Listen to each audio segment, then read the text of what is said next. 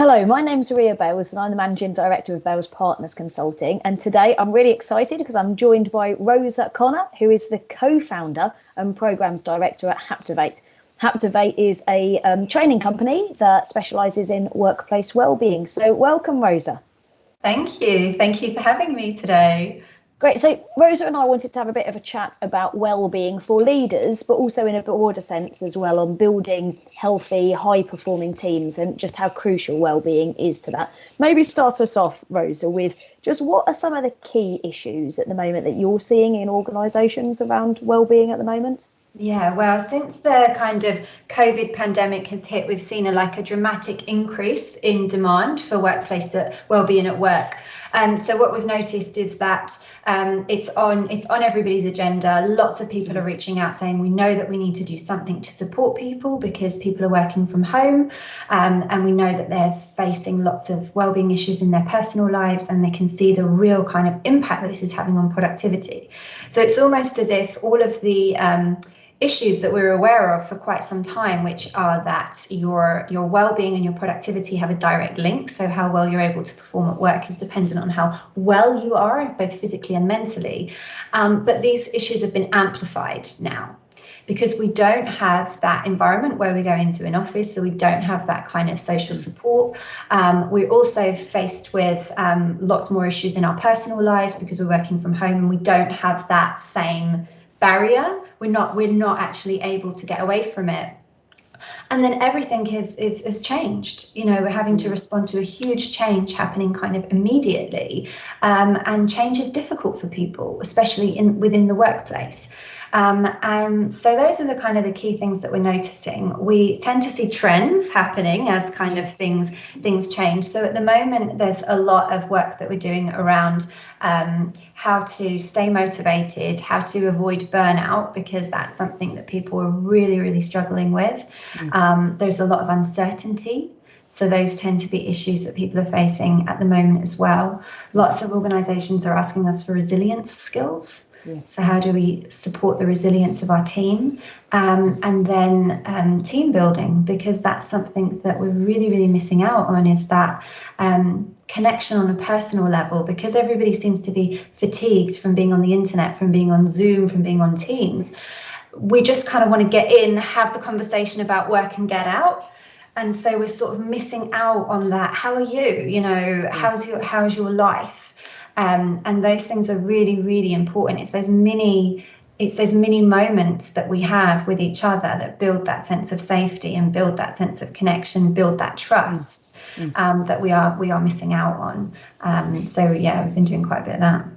And I guess, Rosa, in times like this where you've got so much change that is happening right across the spectrum of kind of personal life, workplaces and kind of everywhere, there was a great quote by somebody else that I was speaking to on one of the other Looking on Leadership series, which I loved. And Mark said, human beings cannot operate at 110% for 110% of the time. And I think you touched on burnout, didn't you? And I think, you know, we can't just look at what are workplace goals and objectives that people are working towards. There is so much busyness in terms of what the mind is having to digest and get used to and change to and such, that actually that feeling of stress, I guess, and really kind of impacting on our resilience is all around us and is much more heightened, isn't it? Absolutely. And it reminds me of that, you know, the stress graph where we have our peak, which is when we're in that eustress place where we feel productive and we feel like we can get things done, but it's limited. It's short term. And if we don't spend time resting, if we don't spend time recovering, if we don't spend time looking after ourselves, then it's really, really hard to maintain that sort of, you know, that ability to be focused and to work hard. So a lot of it is about working smart, you know, a lot of it is about how we do have a lot more autonomy in some ways over our daily schedule now that we're working from home. But we don't always feel like we do. Okay. So we kind of have that feeling of being trapped. And so it's how can we set ourselves up so that we can use, you know, our most productive time of day, the tasks that we feel the most productive in effectively. Because what I'm seeing is leaders just all day, call after call after call, and it's absolutely draining. And you can't perform at your best, particularly I think as a leader that really needs the space and the time to be able to think kind of long-term horizons, needing to think strategically, needing to prepare the business for unseen risks that it might kind of face. They really do need the space and time, don't they?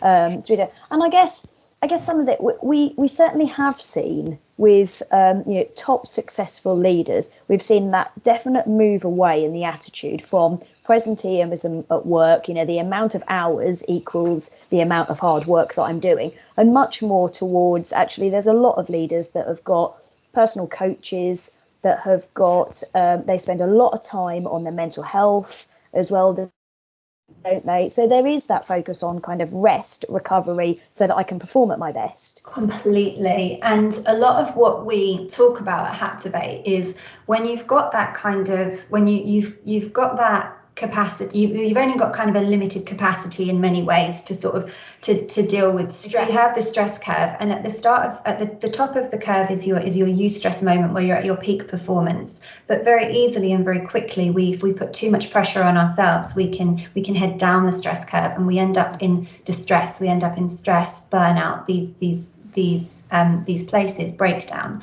And what happens is a lot of us, when we get to that space where we're on the edge of burnout, or maybe we're experiencing quite like too much levels of stress, what happens is we push further, we push ourselves harder. And this can be either external pressures. So it may be that we have pressures from outside that aren't going to change, but then we also have internal pressure. We have the pressure that we put on ourselves. Yes. So when we beat ourselves up because we say, I need to be working harder, I'm not doing enough, more people are counting on me, I need to have the answers. How can we have the answers when there's so much uncertainty in the world? We place these unrealistic expectations on ourselves, and it doesn't help us to get back to that place of productivity. It makes us worse. It pushes us further. And I think that leaders are really experiencing this so much, because so much of the role is to look ahead, and it's so hard to do that at the moment. Yeah. So there's definitely a tip there, isn't there, about the importance of leaders looking after themselves so that they can be their best and that they can put their best foot forward. And I think kind of because leaders do have a massive impact on the organisation. If you see a leader that is stressed and you see a leader that is slightly short, slightly tense, how they're perhaps projecting their stress onto others. Absolutely. It's something that we see like really, really regularly. And, when you actually practice techniques that improve your well-being to help you to improve your productivity, your brain changes. Okay. So what happens is because your brain changes, you perceive the world differently. And so you're actually looking for different things. You're actually interacting in a different way. You see problems differently. You interact with people differently. And all interaction is kind of contagious. There's moods are contagious, exactly like you say. Stress gets passed down. Physiologically, we are wired to spot social cues from people and figure out, if it's a leader's problem, is that it's probably my problem, because we're part of that tribe.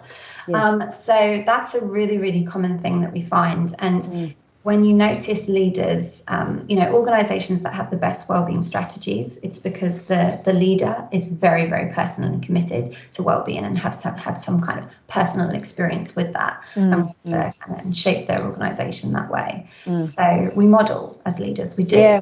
I guess those that are practicing it themselves are able to more genuinely, aren't they, offer tips and a healthier environment to others, aren't they? That perhaps brings us on. I really wanted to talk to you, Rosa, about the need for leaders to actually demonstrate and actively show that they care for their people as well, and for kind of the well-being for their people. And I've spoken a number of times kind of across this series and in other forums about particularly since COVID, that divide between work and life has blurred to such a degree that I think it probably won't go back to where it was. And therefore, the role of the employer does become a bit wider in terms of how do employers make sure that they know that their people are in the best place to perform the best that they can be.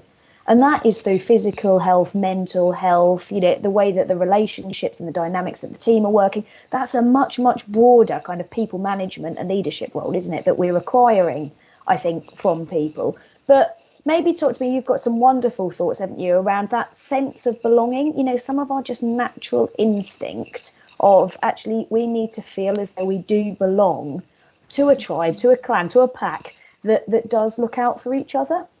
Absolutely. That's what we're physiologically wired to do, is to feel a sense of belonging. And like you say, when we are kind of working from home, when the lines are blurred, it becomes even more important that we do feel that sense of belonging, that we do feel like we have a purpose, and that we feel that we're working towards a shared goal, and we feel safe. And what that looks like is different for different people. So we have our kind of, our need to grow and to develop in a safe environment. Those things are really, really important. That looks like different things for different people. But ultimately, it's the message that we care about you and that you matter.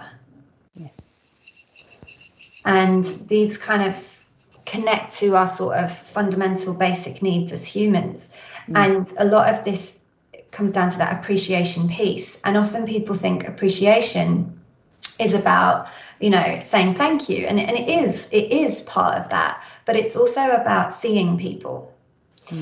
It's about witnessing. It's about saying, I see you. I see all of you. I see that things are hard. And I might not have the answer, but I don't need to have the answer, because often the answer is just to let you know that you're not invisible, that you are being seen.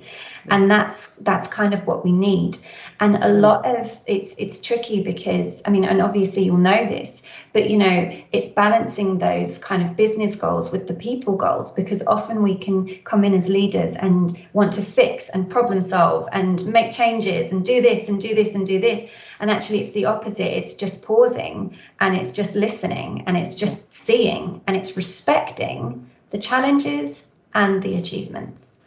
And that's a really good point, and that's perhaps a really big tip, isn't it, Rosa? In our super, super fast-paced world that we live in at the moment, sometimes the best thing that we could possibly do is just to pause and to listen, and to and to have that sense of empathy, isn't it? Of I can see you, I see all of that. I love some of the bits that actually that brings in terms of kind of the diversity and inclusion of I see you, I value you, I recognise all of your strengths of who you are as well as an individual, and and you're not alone.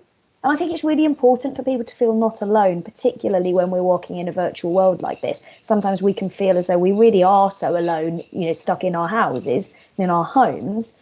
But, if you need us, we are here for you. And that's a really important message for people, isn't it? Yeah, absolutely. And so many things are outside of our control at the moment.